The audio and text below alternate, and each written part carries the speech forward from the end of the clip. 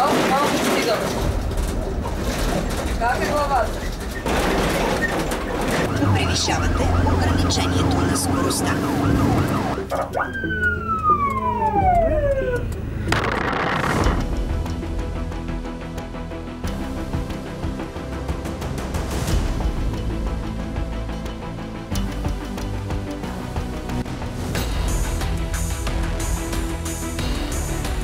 Спешна помощ. Слушам ви. Но екипа пътува към вас. Просто изчакайте звъна. Доктор Добринов, готов ли сте да диктувам? Диктувай. Съмнение за фрактура на пасите. Давай го. В ИСУ! В ИСУ!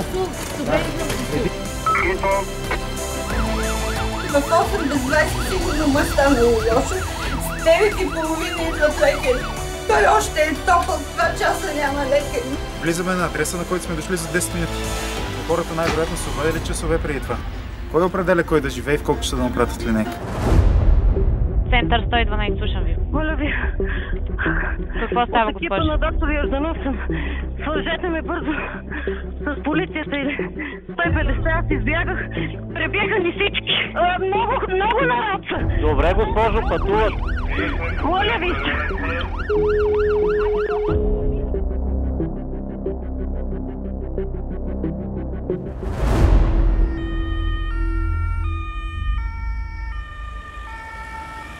Не знаеш кой съм аз? Аз съм мълчанието на админката. Знаеш ли ти го чули, ма? Кучко! Ще ти ***ката! Пий си алергозан чудесно, ще спиш много. Ай, приятна вечер. Ай си пие, петялцо, прибите се.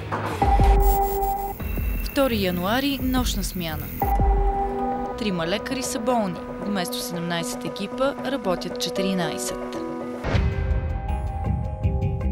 По-рано през нощта доктор Добринов спаси живота на няколко пациента. А сега дойдохме бързо, нали? За колко време? С него засичали, но някъде около 13 минути от обаждането. Да. Освен в спешната помощ, доктор Добринов работи на още 3 места.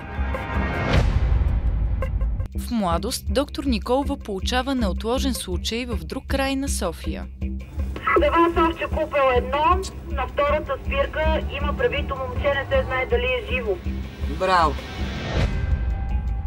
След бясно каране в гъстата мъгла, екипът пристига за 10 минути.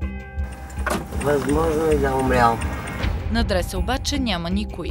Лекарите губят час в търсене на пострадалия, без резултат. Кажете ми за колко време бяхте на посочения адрес и го приключваме като фалшив.